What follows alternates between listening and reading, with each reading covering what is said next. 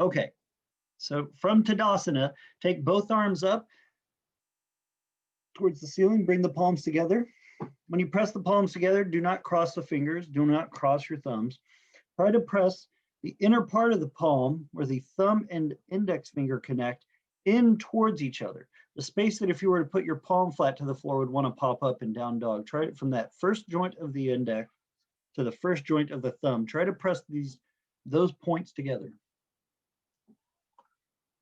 The more you press through that first joint of the index finger and first joint of the thumb towards each other, those 2 points are trying to touch, it opens that shoulder quite a bit and lets you move the shoulder away from the neck, not by bending the elbows, but think about the space from your neck muscle to your shoulder joint, widen there.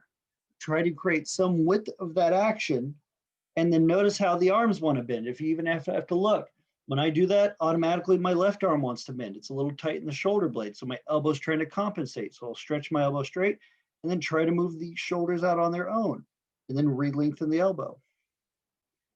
Push those spaces in, lift the arms.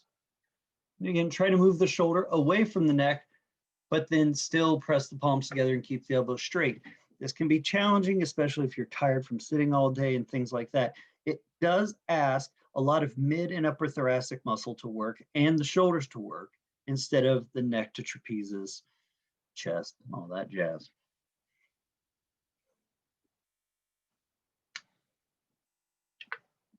All right, keep going. Tuck yourself into rather than out of. If you need to stop because it hurts, okay, do it, but don't quit. Don't stop because it's hard. You wanted the easy yoga classes. You know, that's not here. Yoga is a challenge for us because we have lived through many challenges in our life. And we haven't shied away from them. So do not shy away from this one, which is a practice challenge for all the others. Continue to press the palms tight, move the arms back slightly, and with your chin lifted to neutral, palms tight, shoulders wide, stretch your head forward. So from the side, as you keep the arms moving up and back slightly, still moving the shoulders wide, stretch your nose and chin out as far as your neck can take it. You may not go very far. It's not coming down. Don't let your spine descend. Keep the ascending spine and stretch from the back side of the head to the face forward. Start moving all that stuff that goes up into your jaw. Getting tired. Welcome back, Katie.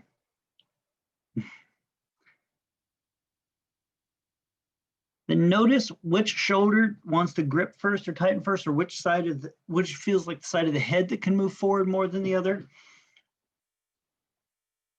Usually if you have a tight shoulder, it's the opposite side of the neck that won't move. So this is part of rebalancing, just to feel that extension. And you're like, oh my God, how long do we have to hold this? I cannot tell you when you will reach enlightenment or fatigue, but we won't be here long. Interlace your fingers, turn your palms up to the ceiling, Baddha Gulasana. And when you extend the arms up with the palms interlaced, widen the shoulder again. Again, the shoulder joints pull wide, so the shoulder blades have to activate, and then lift from the armpit up. Head stays lifted and neutral. Your arms are starting to cramp a little bit in the deltoid, right? Shows the fatigue of your back, but you want to make your upper backs better. We have to extend against gravity. Still palms nice and turned up, press down through the feet, check your front to back balance of your legs.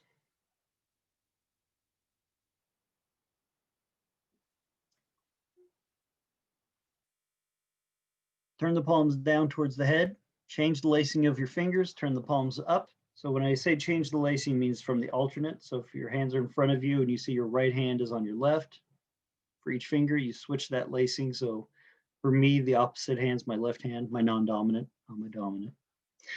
Arms out, re-extend, extend long, lift, move the shoulders away from your neck, and then straighten the elbows more. When you do this, it really starts to challenge that deltoid into the shoulder blade. to move that shoulder blade.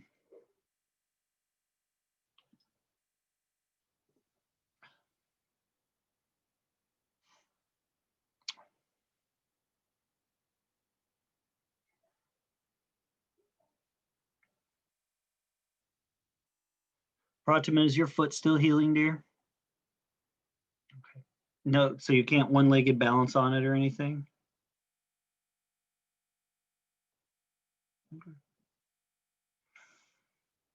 All right. Thank you for letting me know. Keep going. Stretch those arms up, shoulders wide. Almost there. Wherever there is.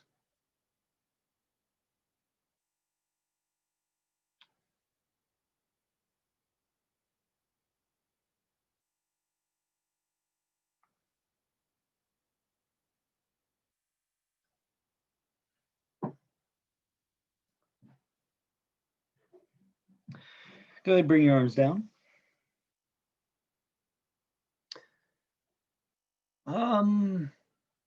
Give your arms a break for a moment, work your legs. Pick up your right knee in front of you. You might want to have a wall nearby to put, or a chair to put your hand on for balance, but pick your right knee up in front of you. Your left hand reaches down and grabs your right heel and pull your right heel up to your left hip. Yeah, there you go. Do not let your right knee stretch down to the floor. Keep the knee lifted the same height as your hip.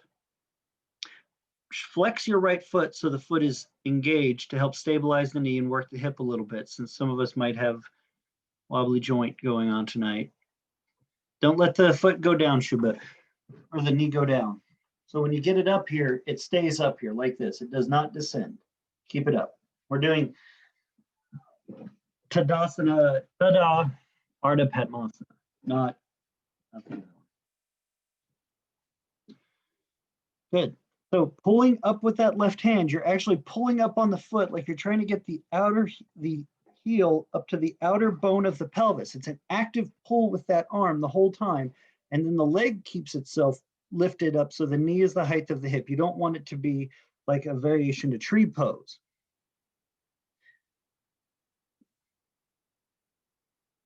And you hold. Try to stand tall through the left leg. And if you want a little more stretch to the hip, the right foot moves towards the outer left side of the hip while the knee stays the height of your right hip. So those of you that are letting your right knee go down, pick it up. It's a different pose. One will work your quad, one will work your hip, or the piriformis hip extenders. We'll get to the quad, don't worry. Good. Lift the spine as best you can, even if your hand is on the wall or on a chair. It's okay to push through the foot. Activate the buttocks. Bring the glutes forward slightly, not to push your whole hip forward, but you can keep your pelvis under your chest by flexing the glutes too, and lift the spine again.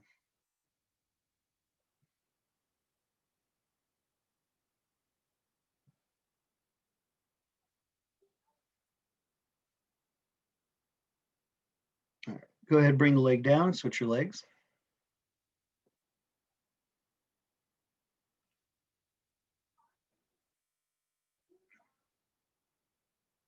Right hand will pick up the left foot, pull it up as high as you can towards the top of the pelvic rim, and your left knee stays up the height of that left hip. Don't let it go down. Flex your left foot to help stretch the hip, especially early on here.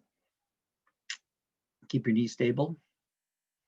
You can use your hand on the wall, chair, whatever you need for balance. And then if you want to start, again, lifting the spine, stretching the hip a little more, the left foot moves towards the outer part of the right hip. And then you just stay lifted.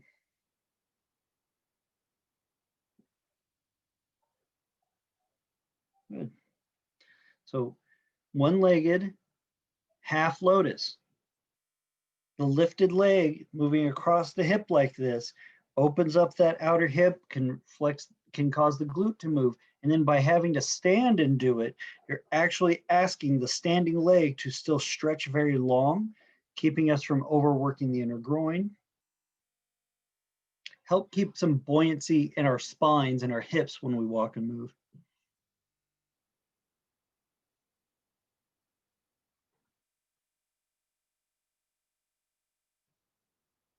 Good.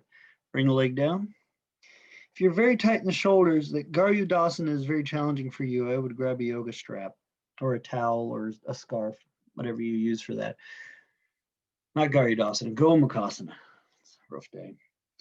You're going to take your right hand, either holding a strap or not, depending on your flexibility, up, lift it up nice and high like you did earlier in Baddha, and take it down between the shoulder blades behind your back so your middle finger is starting to line up with the spine. The more flexible you are, the more of your middle finger, the middle of the hand, the forearm starts to line up with the spinal column. So the arm goes from out here and forward to mobility is lining up the entire forearm with the center of the spine. If you do need a strap for this pose, or you know your shoulders are tight and your hands don't touch it, you hold it in your right hand, letting it hang down length of the spine. Stretch your left arm out to the side, turning your palm back. Push your hand back to the world behind you as much as you can. Stretch that chest shoulder, bend your left elbow, moving your left knuckles in line with your spine, and then sliding the hand up as best you can towards the right hand. If you have a strap because you can't join hands, grab the strap and pull down with the left hand a little bit and pull up with the right arm. If you can join hands comfortably, and I don't mean you're just sitting there straining and dying, when your hands touch, you pull down with the left arm slightly to draw that left shoulder down, pull up with the right. So there's an ascending lift to that shoulder joint. So the arm is not pushed back, but the more you lift it, it opens back because of the shoulder blade easier.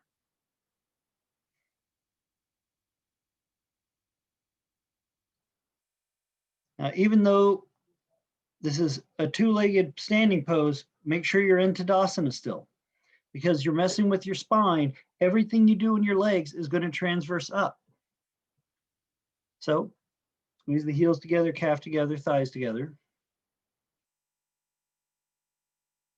Traverse up. And as you press those thighs together, press down through the feet. Flex the buttocks to help the buttocks move the pelvis forward, pushing the glute into the bone. So the abdomen has to flex to lift your spine. You want to stretch and relieve the shoulders, has to be some extension of the spine. Don't worry, we're going to do quite a bit of shoulder to hip stuff. I don't know about quite a bit, enough. We're working towards certain poses. Good, go ahead, take your arms out. Try to fully, when you come out, don't just drop, but try to next time fully extend. Try to keep that openness and find mobility in that openness instead of old habit. Left arm up, reach for the sky, create that extension. Remember, moving the shoulder away from the ear when the arm's up, create it now. Don't just do this and then push your shoulder neck into it. Move the shoulder away from the neck and then bend the elbow on its own strength. The tricep has to work. The side body works. If your arm is like this and you pull your hand behind your head, your neck does it. Shoulder away from the neck, bend the elbow, moving the middle finger in line with the spine. Take the right arm back out to your side first and then back behind you. Once it's back, stretch the shoulder too. Don't just let it come up. And then bend the elbow, find those knuckles towards the spine, and then climb the hand up.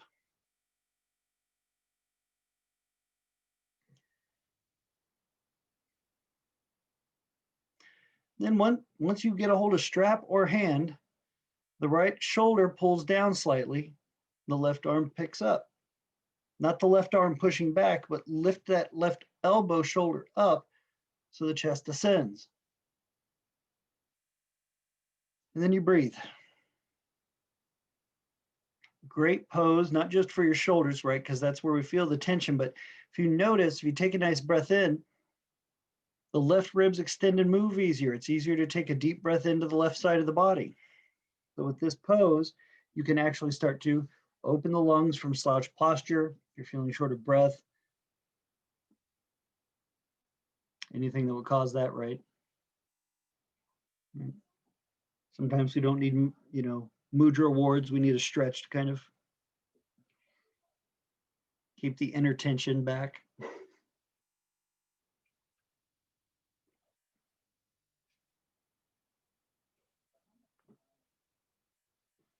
Or when you come out, don't just collapse. Take the right hand, left hand, stretch them both long out to the side, And then take both arms up again, palms together, pushing the space between the first and second joint of the index finger thumb, this pad right there together. Push that point particularly. Move the shoulders away from the ears and then stretch your elbows straight. Keep going. Head up, move the head forward, not down. Stretch it forward as best you can.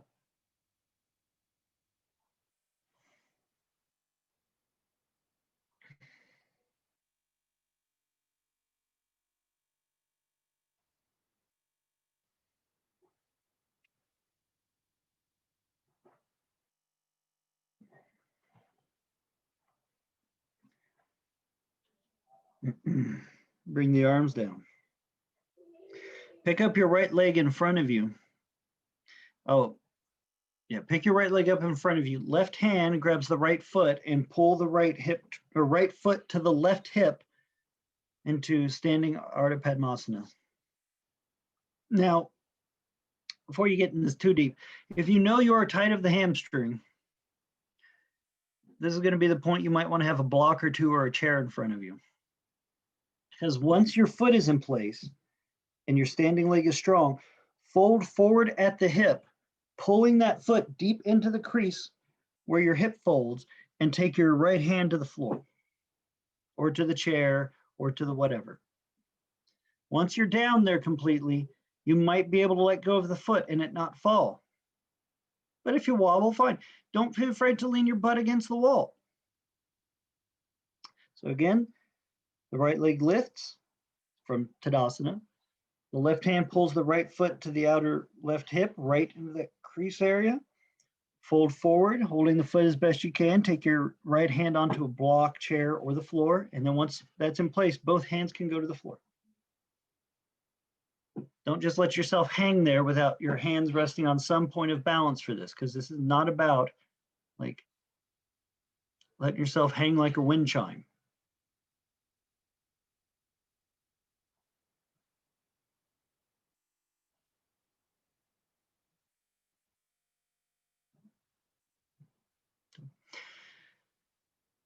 Now, if the foot does not stay there, that tells a lot about what's going on in your hip flexors, the inner muscles of the groin up to the front and outer hip, and your glutes themselves. My suggestion would be, if your foot does not like to stay on your thigh when both hands are on the floor, don't lean your chest forward as hard, lean your hips back. Put more of your body weight to the back side of your body. So in that word, your hips would move back to the buttocks, your front thigh would move to your back thigh. You're leaning your body weight back. That might allow your right foot to stay more stable. And even if you have to bend the left knee a little bit, always keep the knee soft. You never want it locked perfectly straight, because there's no such thing, and it only hurts the body. And we'll be here for a little bit more, kind of become aware of what's going on with your hips, things like that.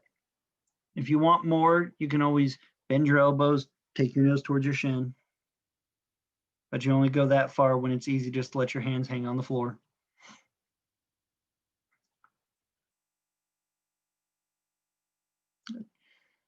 Bend your left knee a little bit, let your right leg slide down to the floor, stand on, put your feet back into Tadasana, stand up. Let's do the left side, pick the left foot up, right hand grabs left foot, pull that left foot across to the right hip.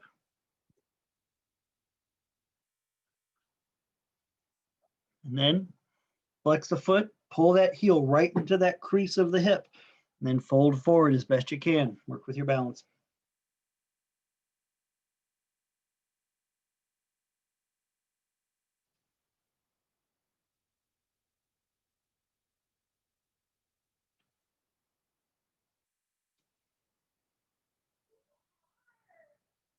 Now remember, check with your hips. If your hips are getting twisted, like your right hip is coming forward, lean your hips back. Especially the standing hip. It's going to be the one that takes the most weight and pressure.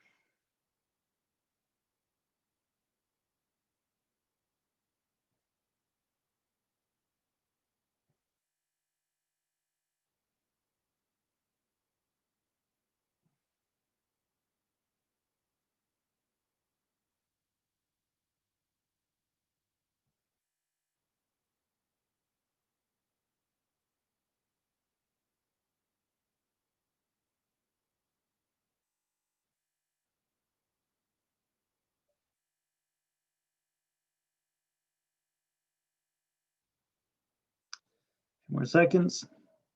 Try not to lock the standing leg knee. Keep it slightly bent, if not a little more because your hamstrings are tight or your balance is off tonight.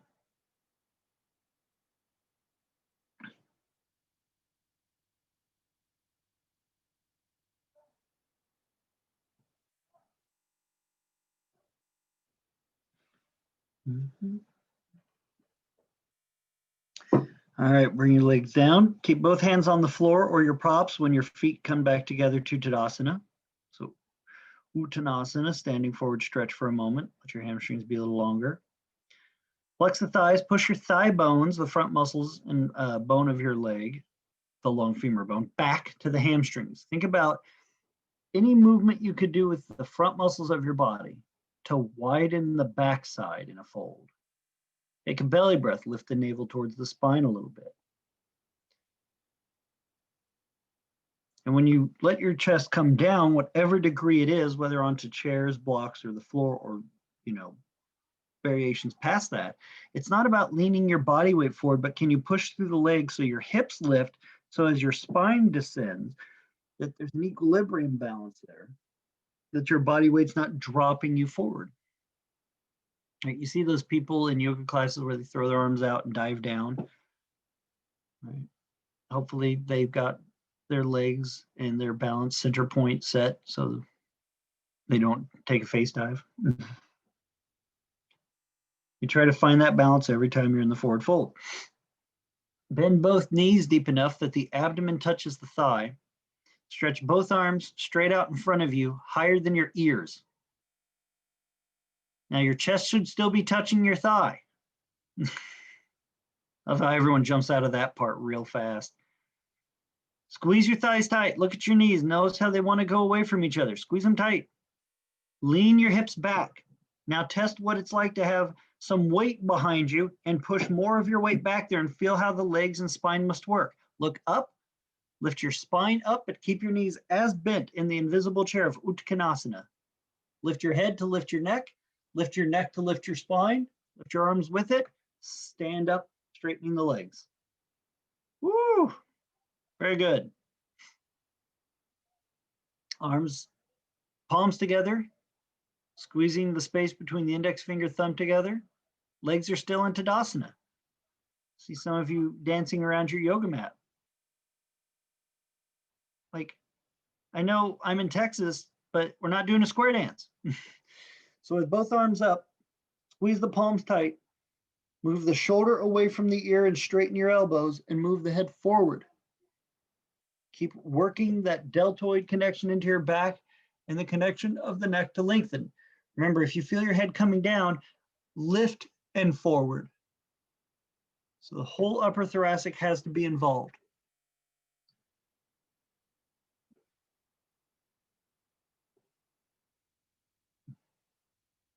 So your chin is not leading or falling. Center out.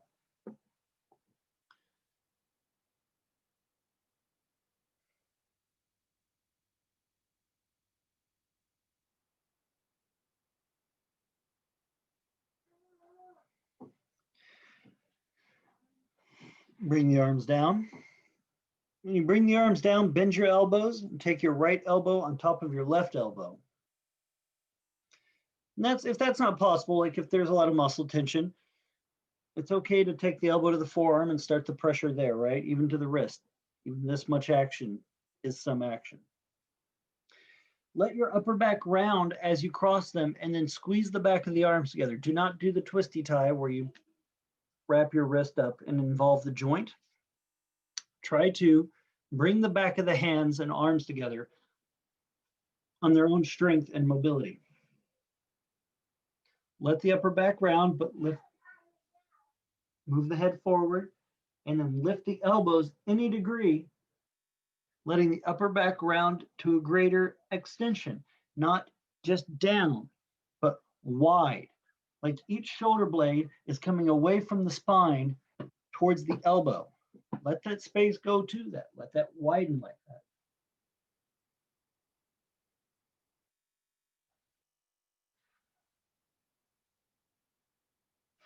And again, like a lot of the arm extensions and or rotations or flexions, If you take a breath, you'll notice it's a little easier to breathe in a different part of the rib cage, to the lungs. If you have not done a lot of awareness of breathing into the backside of the body from Gomukhasana of the arm, when you lift the elbow slightly and then let the upper body kind of round forward, when you take a deep breath, you can fill the bottoms of the lung all the way to the top of the shoulder blade a little easier.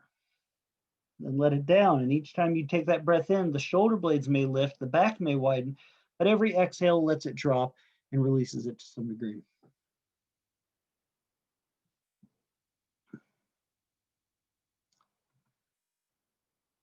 And you keep going.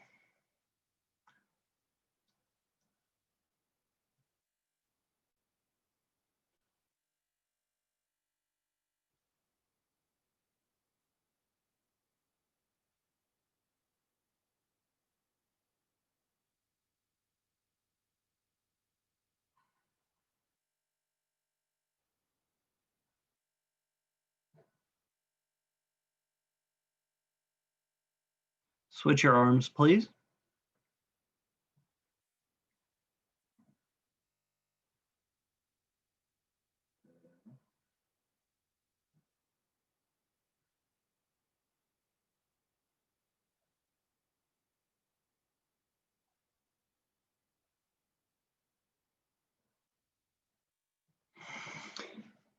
Once the arms are connected, let them stretch forward and let the elbows lift up. The head lifted slightly. Don't do the nose tuck, but for today's purpose, keep the head facing forward like earlier and stretch the nose towards the forearm. So you get that forward extension of the spine. So even though the shoulder blades are wide, the head moving that frontward action, or forward action, lengthens that space right where the spine connects into the shoulder blade muscle.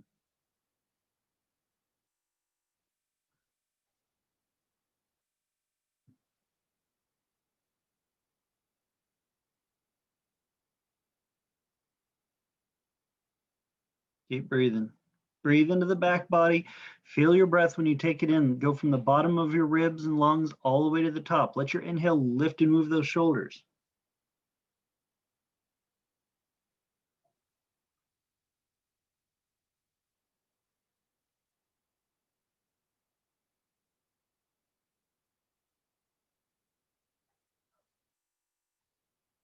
Mm-hmm.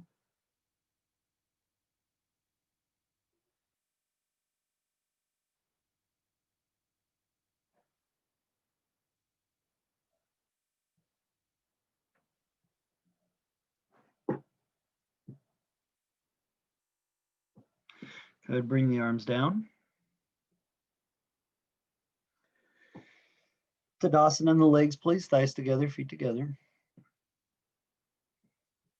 Bend both knees, sitting both hips back slightly. It's not a very deep bend, just about 2 to 3 inches of bend in the knee, and your hips drop back.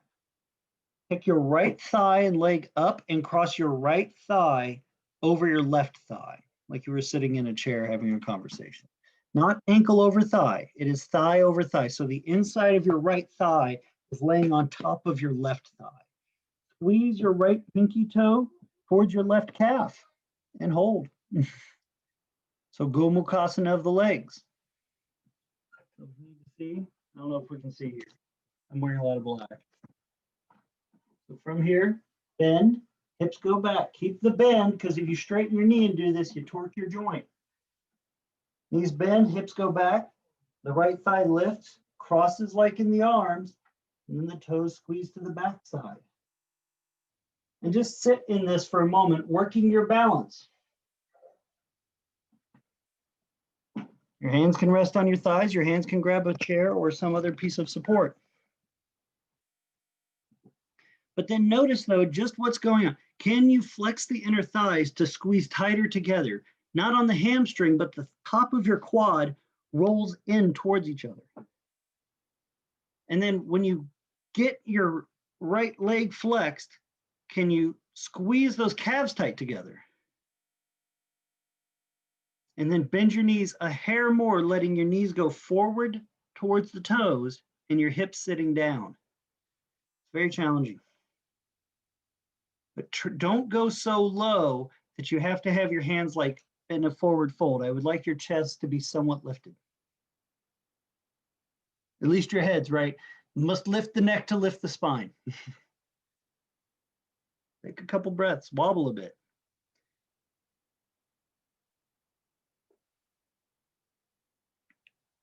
All right, take those legs out, switch them up. Bend both knees first.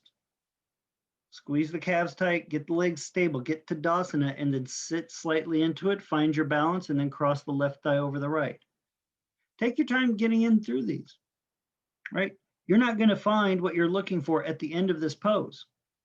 You find what you're looking for in the pose. I think Mr. Iyengar would stay in these things forever. If there was a do this combination of poses, and once you're at the end of it, you're enlightened. Like I've always said, I would have already packaged it and be selling it at HEB. What matters is your time in the pose. Don't rush. Remember what I said before when we were holding Shakti Mudra, right? Our own little inner demons want to tell us things. One of the big inner demons, one of the chittis, chittivrittis, is belief and untruth. And I know I'm probably not the only person that says bad things about myself or not true things about myself when I'm feeling bad, right? I need my Shakti Mudra to hold back the demon of doubt. So when you're in your pose, you got to have your own awareness of that, but you don't know they're there until you get in it and stay in it.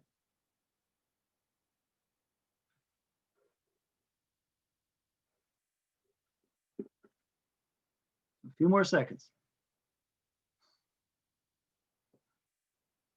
Not Shakti. Shakata, not Shakti, Shakata. Wrong words. But regardless, come on out. Tadasana with the legs, please.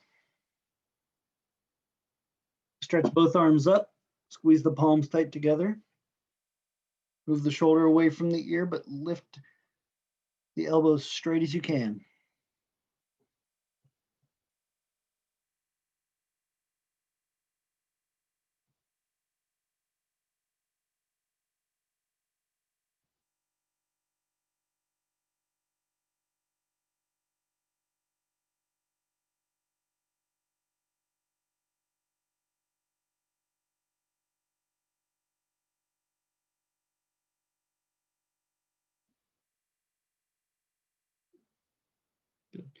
Keep the arms. Bend the knees slightly, moving the hips back, letting the knees come forward. Squeeze the thighs tight. Try to keep the arms lifted. Move the head forward. So as the hips go back, the head comes forward to create balance. Pick up your right leg, cross your right thigh over your left. Gomukhasana of the legs. Oh, do the best you can. If the arms got to come down for balance, let it happen. Love yourself for where you are. And then once your legs are in place, when you sit your hips down a little bit, bring your left elbow down onto your right elbow because it's the opposite cross of the leg.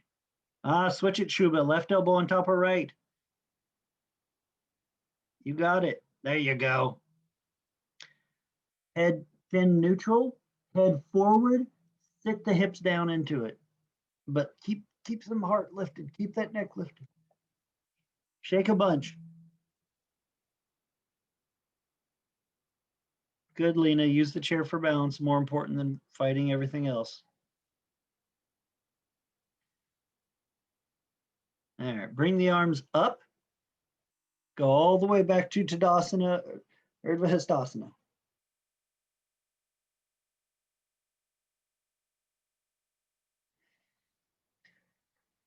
Palms together. Reset there. Feel your back. Push the palms together firm each so you start activating, especially that inner palm right between the index finger thumb joint. Push those together. Really activate the shoulder. Bend your knees, squeezing your legs tight. Don't let your knees go apart or thighs come apart when they bend. Make the bones of your legs move into your buttocks so your knees go forward and your hips go back and down. Then focus on the balance of the left leg. Pick the right leg up and move it across. You might need support. You might wobble a bit, but you're in the practice of practice.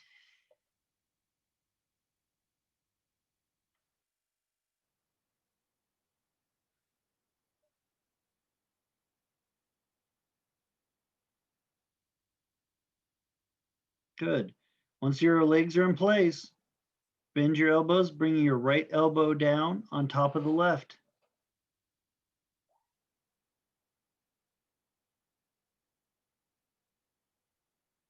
Elbow onto elbow there, Shuba, not wrist onto elbow.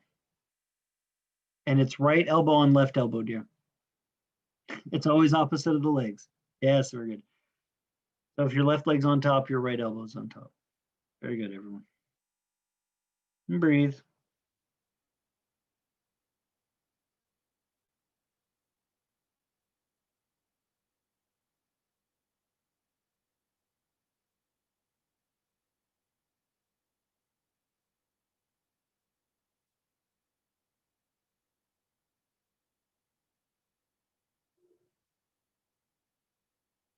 Take a breath. Bring the leg down, arms out. Fold forward, taking both hands to the floor or onto blocks. Uttanasana, standing forward stretch. Good job, Shuba. You got it. You made it. Everyone's good. Uttanasana, thighs together, feet together. Unless you're having very bad balance today, you're having back pain right now, or you're pregnant, then you can have your feet apart. Let your head hang. Move the thighs back. Thighs back.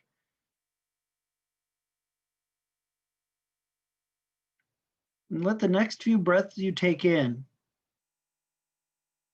lift your ribs, and then when you exhale completely, you're not forcing or pushing or flexing, but you're just letting gravity draw you down a small degree.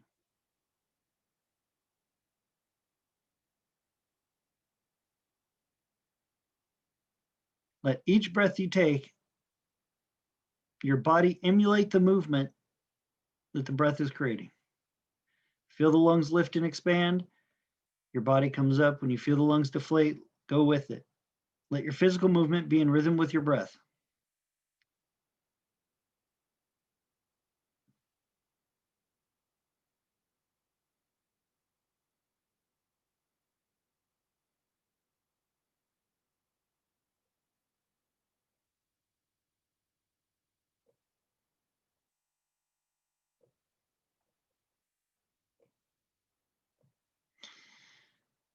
Take both hands out onto the floor in front of you, crawling your fingers outward, walking into down dog. Just go keep the legs nice and straight, stretch the heels down, just walk the hands out. And then once your hands are a little farther forward, at least keep going. Once your hands are about a body length away from your feet, right? Full body, long spines. Everybody take then another inch or two just to have some more space. Don't worry about it. If your dog's too long, there's no problem with that as much as too short. Now, palms are flat, arms overhead. Sounds a lot like what we were doing earlier, right? Press down through the palm, especially the first index and thumb joint in down dog. And then move the shoulder away from the ear. Let it widen. Think about the uppermost part of your back widening towards the shoulder joint so the shoulder moves away from the neck.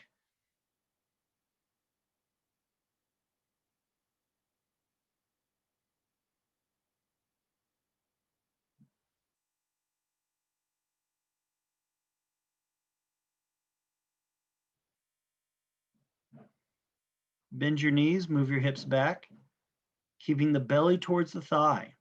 Keep the knees bent the whole time. Let your heels lift up off the floor. Keep them up. And now take a breath, and when you exhale, let the navel come up towards the spine, and then move your ribs towards your thighs. Keep the knees bent, though, the whole time. Don't let them straighten. Don't worry about the elongation of the hamstring. Your poor legs already work. I want you to work up in the upper back, moving the uppermost part of your back into the pose. The face lifts up slightly.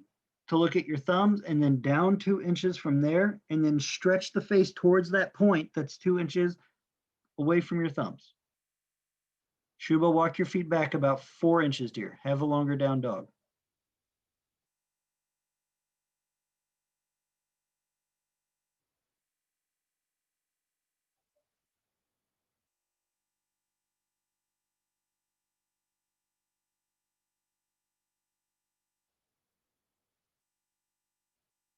Take a nice breath. Go to child's pose, please, as you exhale, taking your knees wider than your ribs, your big toes touching. Hips back down towards your heels.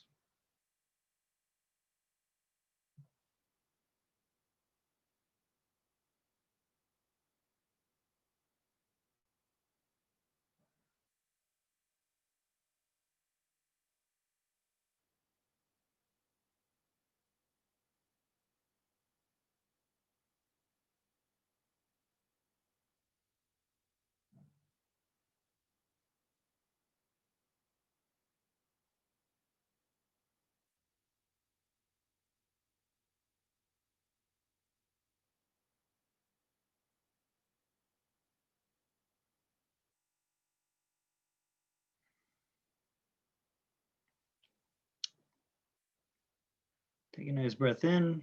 Come on up. Like we did Tuesday, take 2 props. You'll need something for underneath your shoulder blades. You can take a flat block or a pillow or a bolster or a blanket folded into a bolster fold. Lay that on your mat and then have a second thing higher for the head so the head is slightly elevated. The first prop will go right under your shoulder blades to lift your chest.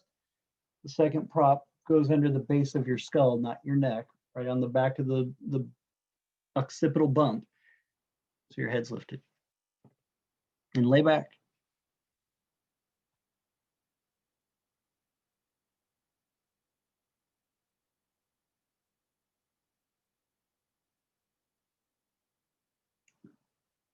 You just want the head slightly higher than the upper back.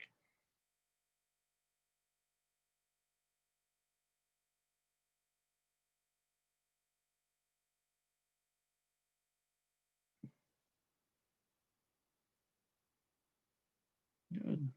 Chest is elevated. Make sure the first prop, whether block, blanket, bolster, whatever, is right on the middle of your shoulder blades. It's not pushing your shoulder joints up. You want it pushing that center point of your chest right at your sternum up slightly, if not a little just above that.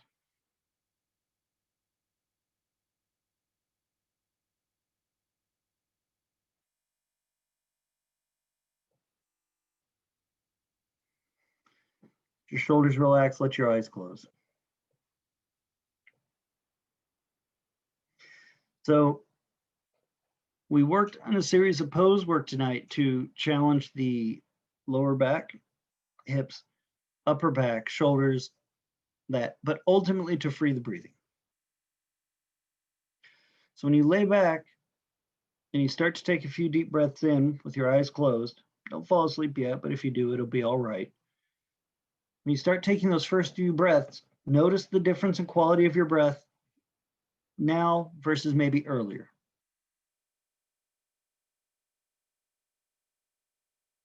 Not just because of the props, but because you've warmed the body, you've worked with the body. Your body is ready to be heard. I like to say everyone wants to be listened to, but is everybody really ready to be heard? You are. Your body has been put through some level of work so it can tell you something clearly and truthfully.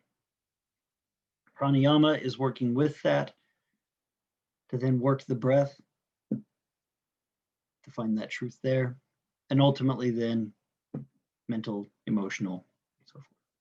The different koshas. So with the eyes turned down towards the tip of the nose, the eyes are closed. Don't grip the eyelid. Let the upper eyelid descend to the bottom. And turn the eyes towards the tip of the nose. And if you were here Tuesday, you'll remember we talked about the abdominal walls and how it flexes. When you flex the abdominal wall in pranayama, it is not a grip or a crunch. But when you take that deep breath in, letting the abdomen expand, and exhale, when it's empty, you think about the bottom of the navel stretching towards the top of the navel, the top of the pubic region pulling away from the navel. That pulls the lower abdomen towards the spine, and then you continue that up. You draw that up. That's the abdominis hold or lock. Practice for Uddiyana later. Once you have that, breathe into the lungs. Because we've worked the upper back, front back, when you breathe, breathe in from the shoulders all the way down to the bottom, to the diaphragm where it meets a point, and from there up to the top center of the lungs. So you filled wide and lifted. And then exhale. That's the rhythm. If you practiced only that, there is Puraka and Rechaka. Inhaling and exhaling with clarity. Even if we only practice simple things, but we practice them with clarity, ultimately we find better truth. The complexity of our work is not the goal. Wanting complexity is holding on to an outcome. And if you've ever read the sutras, one of the big things they say you should not do is be beholden to the outcome. So for the next minute, I'll give you kind of a pacing for Samavritti, pranayam, and then we'll end. So take a couple more breaths, not gripping the abdomen, not locking, not forcing anything, but just kind of find your rhythm, find your breath. Let your body stretch on the props, the blocks.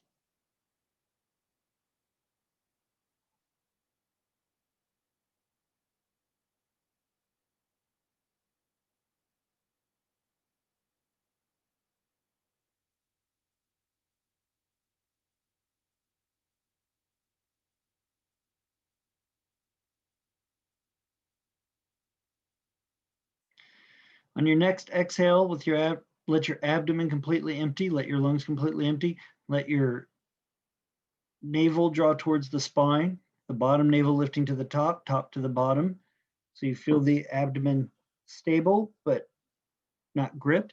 And then breathe from the corners of the shoulders down to the diaphragm and then lifting, not you pushing, flexing your back, but just breathe in fully to the count of 2. Hold that breath for a split second, maybe half a second, and then exhale to the count of 2.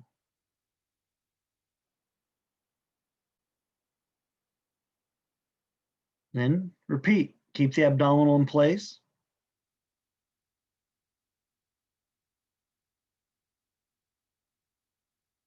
Breathe into the count of 2 from the corners of the shoulders to the diaphragm and up.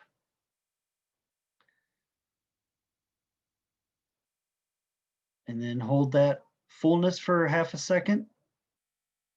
And then exhale to the count of 2.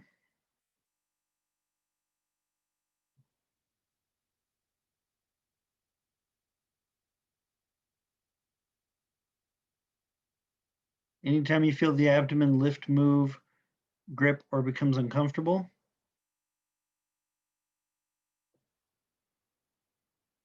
take a belly breath or 2 and then reset it and continue.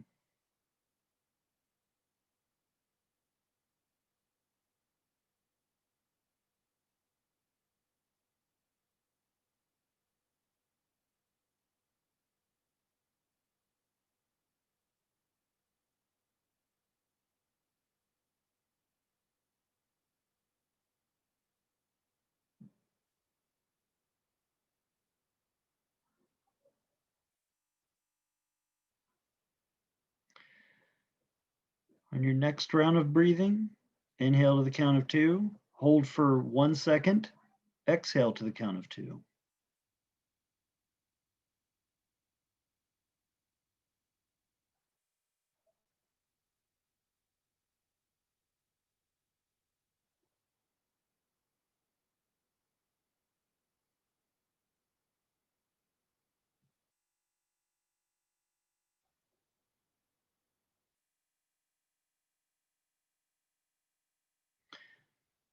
On your next breath, breathe in 2, hold 2, exhale 2, and when you're empty, hold emptiness for a count of 1.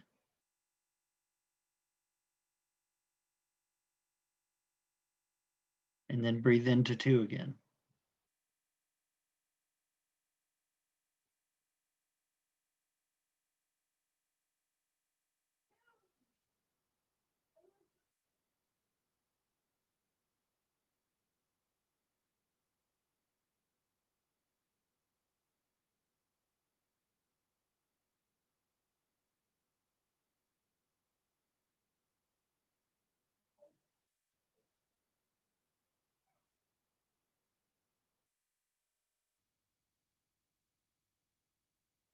Your next breath, breathe in 2, hold fullness for 2, exhale 2, hold emptiness 2, or kumbhaka, retain emptiness for 2 seconds. If it feels forced or uncomfortable, do not.